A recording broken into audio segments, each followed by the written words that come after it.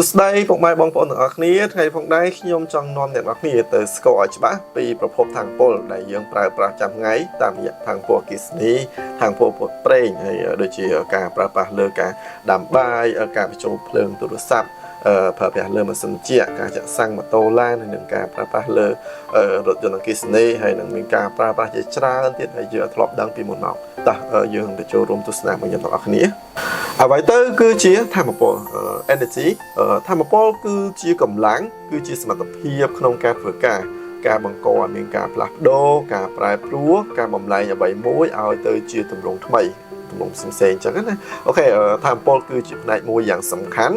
ដែលពិភពលោកយើងនាពេលសប្តាហ៍ដូចជាតទៅអនាគតត្រូវការជាចាំបាច់អត់អាចខ្វះបានសម្រាប់តត្រង់ជីវិតក្នុងការរស់នៅគ្រប់ទម្រង់តែម្ដងដូចជាការដាំបាយការបញ្ចូលថ្មទូរស័ព្ទការបញ្ចូលភ្លើងប្រើទូទឹកកកម៉ាស៊ីនត្រជាក់ហើយនឹងតទៅការចាក់សាំងម៉ូតូចាក់សាំងឡានការប្រើប្រាស់លើការរថយន្តអគ្គិសនីហើយនឹងការប្រើប្រាស់ជាច្រើនទៀតនៅក្នុងវិស័យឧស្សាហកម្មកសិកម្មដែលមនុស្សយើងនឹងត្រូវការដែលខ្វះបាននាពេលបច្ចុប្បន្ននិងតទៅអនាគតផងដែរថាមពលមានប្រភពមកពីណាខ្លះអូខេជាទូទៅគេបែងចែកប្រភពថាមពលជាពីរធំទី1គឺប្រភពថាមពលដែលមិនអាចកកើតឡើងវិញបានថាមពលពេលនេះគឺវាប្រើឲ្យវាអាចអស់ព្រោះវាចំណាយពេលយូររាប់រយឆ្នាំដើម្បីកកើតឡើងវិញចឹងហើយគេគិតថាថាមពលហ្នឹងគឺជាថាមពលមិនអាចកកើតឡើងវិញអូខេមានដូចជាប្រេងតំណាក់ឧស្ម័នធម្មជាតិថាមពលអូស៊ីលប្រេងហើយនិងថាមពលនុយក្លេអ៊ែននឹងឯងដែលគេរាប់បញ្ចូលថាជាថាមពលដែលមិនអាចកកើតឡើងវិញបាន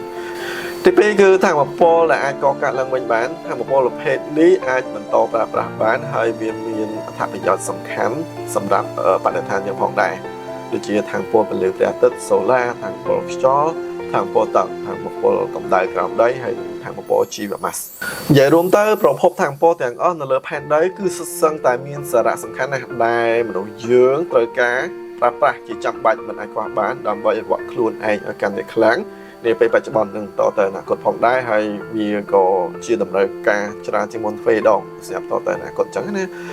អូខេវីដេអូរបស់យើងបានមកដល់ទីបញ្ចប់តាមនេះអរគុណសម្រាប់ការទស្សនានៅវីដេអូនេះផងដែរវីដេអូបន្តខ្ញុំនឹងលម្អិតពីថាមពលសំខាន់ដែលយើងប្រើប្រាស់នៅក្នុងប្រទេសកម្ពុជាយើងនាពេលបច្ចុប្បន្នអរគុណជម្រាបលាបាយ